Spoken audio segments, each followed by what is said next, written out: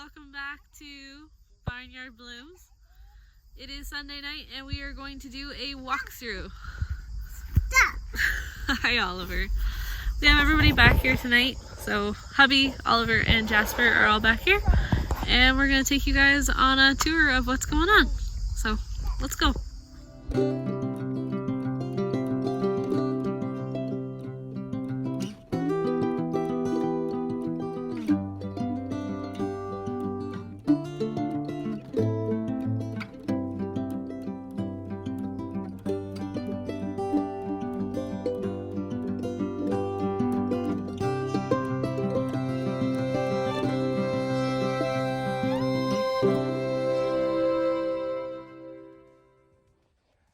Guys, so to get started tonight, we have a few little sunflowers, and actually if you got a bouquet this week, you probably got a sunflower, which is from this lovely patch of weeds, and the deer ate them off 1.5 million times.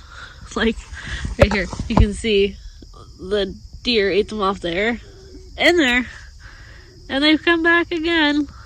Yay for branching sunflowers. And you can see a little one. This one's got a really cool shape of the petals. It's pretty interesting. So big plans for this area. Here, I'll step back so you can see it. So from where we weeded, so from this line all the way down to just on the other side of that straw, is going to get worked up, and we're going to be putting some cool flowers in there. Now if you haven't heard of cool flowers, they are flowers that are planted in the fall for harvest in the spring, so they overwinter in the ground. Check this out. These beauties are called Rebecca's World, and they have friggin' bugs on them. Like I said last time, still have to get back here and spray. But hey, we weeded. Yay! So it looks better anyways. I need to fertilize and weed. Well, fertilize anyways and spray is what I meant. This one is aloe candy. We've gotten quite a few blooms off of it already. 4, hubby says. And then we have the zinnias, which are doing good. This right here, see how it's missing blooms? That is damage from a Japanese beetle. That's what they do. They go along and they eat all the petals off. But they're doing really good. A nice pink one here. I want to try my hand at breeding some of these, which I think would be really, really fun. Just to see what we get. I'm thinking about putting in a kind of like a play area kind of thing.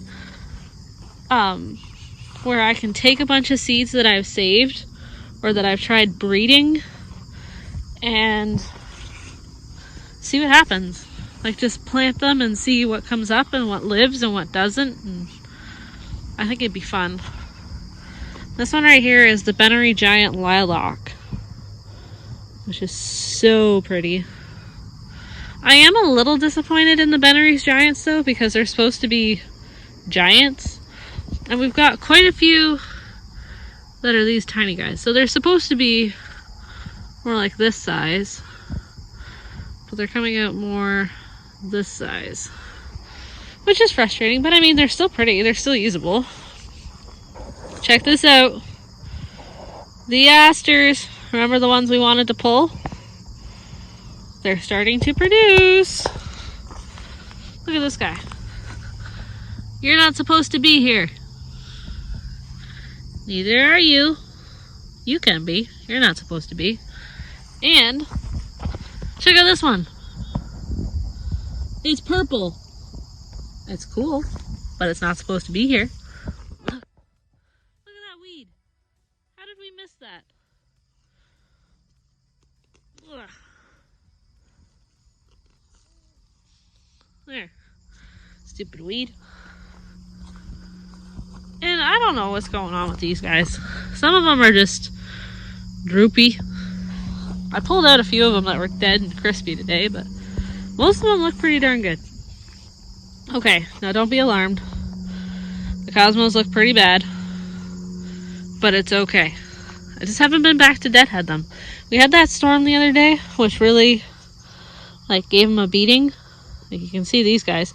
These guys are actually ready to form seeds, and some of them have seeds. Here, let me see if I can get it one-handed. Can you see that? These guys in here. Let me change hands. Oh, you can see it better on this one. See those round things? They're actually long, spindly seeds. There you go. Those are the seeds. So, I was trying to set seeds. That's all I was trying to get at. So I need to come back and deadhead them. They flopped a bit in the rain the other day, which is okay.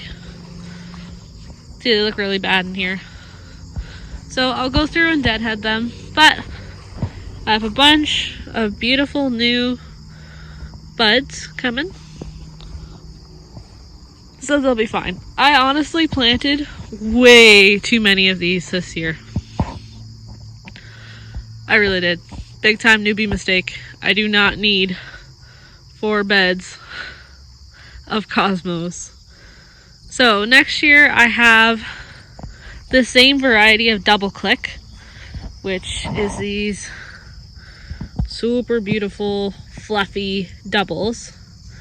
I have snow puff, cranberry, and a bicolored pink. It's a mixed pack, and I think I'll probably only do 2 beds total of those. Check out the snapdragons. So these guys are the second flush, or the regrowth from the first. So here, this one's a really good example. Let me get down here so you can see. Okay. Do you see this? That is where the original cuts were made. You can see one back there too. So those are the original cuts, and now from there, all this beautiful growth, and look at that beauty. So here's one. This one will be ready in about a week and a half. This one will be cuttable midweek. So yeah, all these that you're seeing, the yellows and all the pinks back there and all those tall spikes, those are all second flush, which is awesome. I mean, I was a little worried that I wasn't going to get enough to do anything with, but I think I get about 30 stems a week right now, usable stems, and that's enough to have a few in each bouquet, which is kind of awesome. And here's a little update on our seed experiment. Oh, can you see that or no? There we go. So these are the seeds from one that looks like this. This is an older bloom, but it starts out neon pink and it goes to this orange color. So we're trying to save the seeds from it, and I think we're about a week off of being able to get seeds out of these. They need to dry more on the plant, but we're gonna have an insane amount of seeds on them. That's part of what I'm talking about. It's stuff like that where we're gonna save seeds from them. I can't guarantee what they're gonna come up like, so I don't really want to put them into our main production space. But at the same time, I want to know what they're gonna do, right? So I want to find somewhere to put them. Okay, remember this spot? A couple weeks ago, I told you guys that I put Covent Market Baby's Breath in here. Very, very crappy germination, but some of it is coming up, which is that stuff right there. There's like 4 there, 1 there. I think that's it. So I came back through, and my rocks were my line of this was Baby's Breath. So I came back through and I planted this with zinnias, which you can actually see. There's one. A couple more there. There. They're coming up. They haven't been on the ground very long and they're already coming up.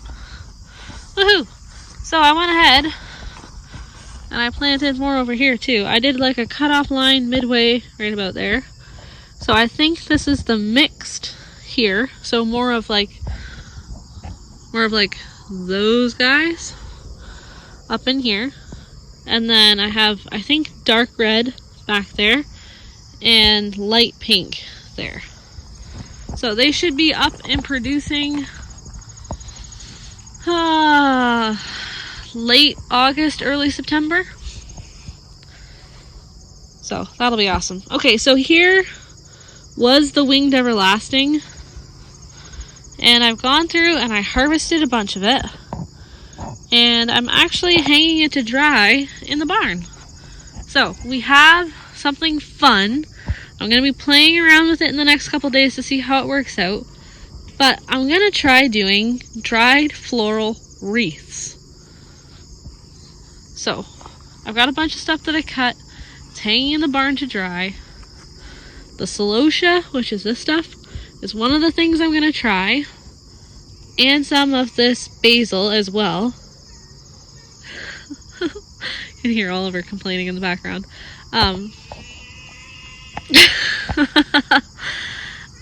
Yeah, so I'm going to try doing that on a wreath. And we'll see if you guys like it or not. I'll put one out to see if it sells. And if it sells, then I'm going to need some time to make some more. But hello. Can I help you? Alright, so this is our last patch of zinnias down here. They're all doing really good. They've kind of come into their own. Look, they're so beautiful. These ones, I think, are healthier, and I am so glad that we did another succession away from the first succession, so that we would have some that if there was an issue, we wouldn't have the issue through all of them. So I think that's pretty awesome. Here's some of that celosia. This yellow stuff is really pretty. I love this purple. Burgundy purple is so pretty. More of the yellow. But yeah, we got lots of this stuff to cut. And this stuff is actually cut and coming in. So here's one that was cut right here. And it's got a new shoot coming. So it'll form a new head like that from where it was cut. Now I don't know if there's enough time left in the season to actually produce a lot. But like, this is one I cut back a while ago. And it's got a really tall spike on it. So yeah, I wish I had known that sooner. I would have cut more harder, but that's okay. It's all about learning this year, right? So let's do a quick walk back this way and we can talk a little bit more. So I have big plans for next year already. I'm trying to figure out how I want to expand, what I want to do for goals and that kind of stuff. But I have already placed our seed order. I've actually already got it. That's where some of those zinnia seeds came from. The red and the pink came from next year's seed order. The zinnias that I planted over there are part of next year's seed order. But I have also placed our bulb order for next year. So we're going to have tulips and daffodils first thing next year. I'm going to do up in this section here some perennials that are second year perennials. So if you plant them in the fall of this year, you're supposed to get blooms next year kind of thing. I'm also going to do hardy annuals, which are flowers that like cold weather or need cold stratification, which just means they need a cold period to bloom. So you plant them now. You plant them now and they'll bloom first thing in the spring for you. So I'm going to be trying and experimenting with a bunch of that stuff. If you're interested in any of that stuff, Lisa Mason Ziegler has a book called Cool Flowers, which is where I'm getting all of my information on this stuff for it. But yeah, it's a really good book. And it gives you a lot of the info you need to grow stuff like that if you're interested. Look at this. Sometimes the weeds are the best flowers. Anyways, so that is about it for tonight's video. I hope you guys have a great night, and we'll catch you in the next one. Bye.